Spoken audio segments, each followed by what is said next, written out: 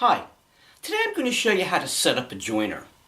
Joiner setup can be a tedious, time-consuming task, but I'm going to show you the method I discovered to be the simplest, easiest, and quickest method of getting the job done. Unlike most woodworking tool setup, close enough is not good enough with a jointer. You have to be extremely accurate. Therefore, I recommend using a dial indicator tool to help us set up the joiner. In this case, we have options like the multi-gauge or the align it. I'm not a fan of the magnetic tools that pull the blade up and then you tighten the blade. They get us close, but not close enough. My favorite tool for jointer setup is the multi-gauge by One Way. Before we can begin, there's 3 things we need to take care of. First and foremost, make sure the jointer is unplugged. Second, we must remove the blade guard. And third, we have to push our fence back out of the way. And now, as you can see, we have unobstructed access to the blades and the cutter head. In order to remove the blade, we must first loosen the 4 bolts that hold it in.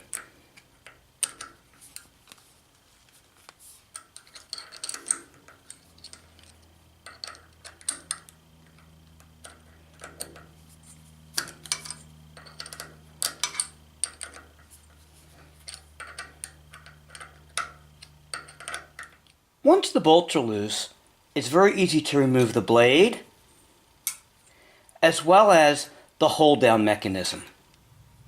Now, if you're going to be sharpening your blades and placing them back in the cutter head, I highly recommend marking your blade as well as the corresponding slot in the cutter head. It makes putting them back in the same position a lot easier. Now repeat the procedure with the other 2 blades.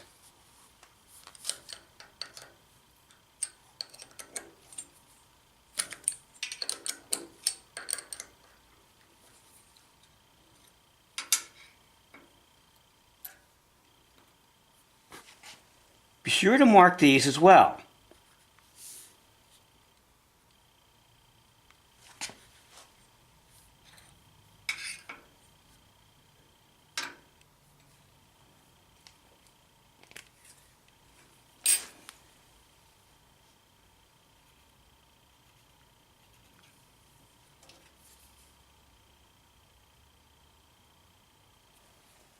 Okay, now I've just finished sharpening my jointer knives.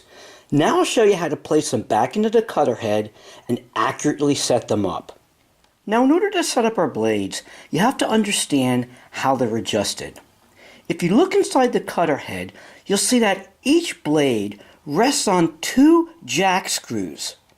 These jack screws are adjusted by a hex wrench. These jack screws are used to raise and lower the blade. Now at this point, I'm going to lower each of the jack screws just slightly. It's always best to start with lower than higher. Okay, first we place our tightening mechanism back into the cutter head, and then we lay our blade in. We next center both the tightening mechanism and the blade. Now we gently roll each of our screws over just by touching them and rolling them until they just contact. Then we want to tighten down ever so lightly the outside 2 bolts. We leave the inside ones loose at this point. Now at this point we want to zero out our multi-gauge. We place it on the outfeed table of the jointer, and then we rotate the wheel until the 0 lines up with the needle. Now we move our gauge over and we rest it on the blade. And we want to find the high point of the blade, so I roll it back and forth. And as you can see, we're way below the 0 at this point because we had lowered the jack screws. Now we put our hex wrench in and we raise the jack screws, and as you can see, it raises the needle of the dial indicator. And as you can see, we have it right at 0 when it reaches the top dead center. And now we do the same thing by raising the other jack screw. And as you can see, this is also zeroed out when we rotate the cutter head to put our blade at its highest point. At this point, we can tighten down our bolts. I use a small piece of foam so I can apply a little pressure down the blade, and then I gently tighten each of the bolts. Now we recheck our blade, and as you can see, now it's 4/1000ths of an inch higher than zero. What happened? Well, when we tighten the cutter head, what happens is it puts pressure on the blade and it raises it. I did this on purpose so that you could see what happens. So what I'm going to do now is do the process again, but this time start a little bit below zero. And that way when I tighten it, it'll bring it up a little bit above zero. And I'll explain why in a moment. So I've repeated the process, and now you can see it's about 2/1000ths of an inch below zero when it's at the top. Now after starting with the blades about 2/1000ths of an inch below zero, once I tightened them, you can see they came to about 2/1000ths of an inch above zero in the back and the front. As I said before, in theory, you want to have the blades exactly even with the outfeed table. But in practical application, you want to have the blades about 2/1000ths of an inch above the table. It makes for a much better cut. Okay, now that we're finished with the first blade, we rotate the cutter head, come to the next slot, we put in our tightening tool, then we place the blade in, and once again, we center both of them.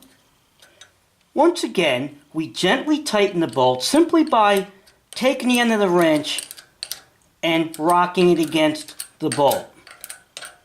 Once they're slightly secure, you want to take and tighten just the outside bolts again. Very slightly. Just enough to put resistance when we turn the Allen key in order to raise the blade. Okay, I've got my blades set so that they're about 2/1000ths of an inch lower than the outfeed table. I slide my tool forward to check the other end, and it's exactly the same. Now I'm ready to tighten it down again.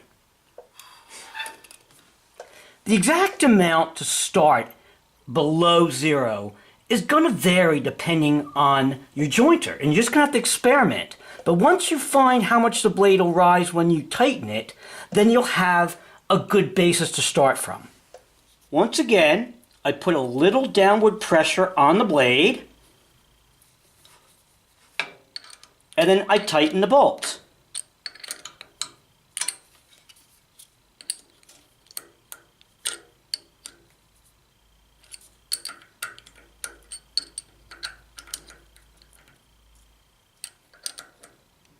After tightening down the blades, we once again roll the cutter head back and forth to find its highest point. And as you can see, once again, I'm 2/1000ths of an inch above the outfeed table on both sides of the blade. This is exactly where we want to be.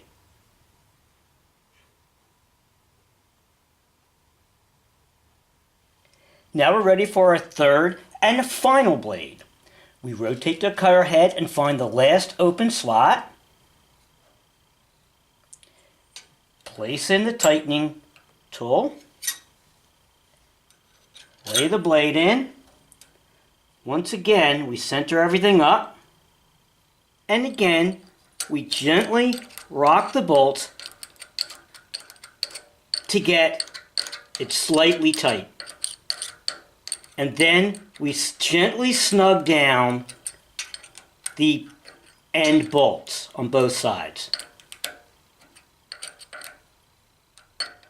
And after repeating the whole process with our third blade, again we're within 2/1000ths of an inch above the outfeed table.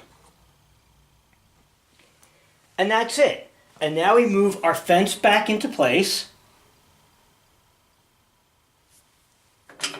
Tighten it down, and then we put our blade guard back into place.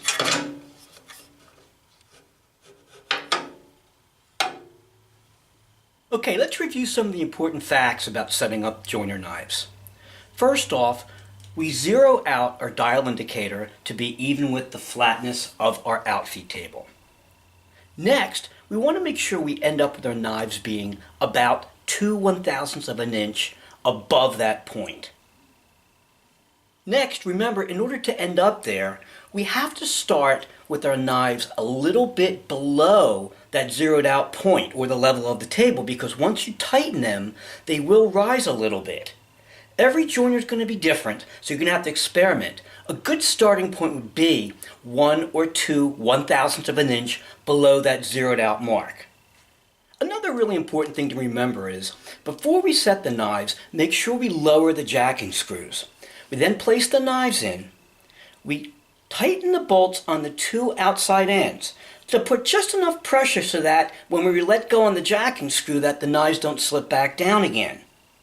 Remember, raise the jacking screws in minute increments. If you go too far, you can't go backwards. You'll have to loosen the bolts, let the knife drop back down again, and repeat the process. And that's it. Now we've completed a very simple and easy knife setup on our joiner. Hope you found this video helpful. Stay safe in the shop. Thanks for watching.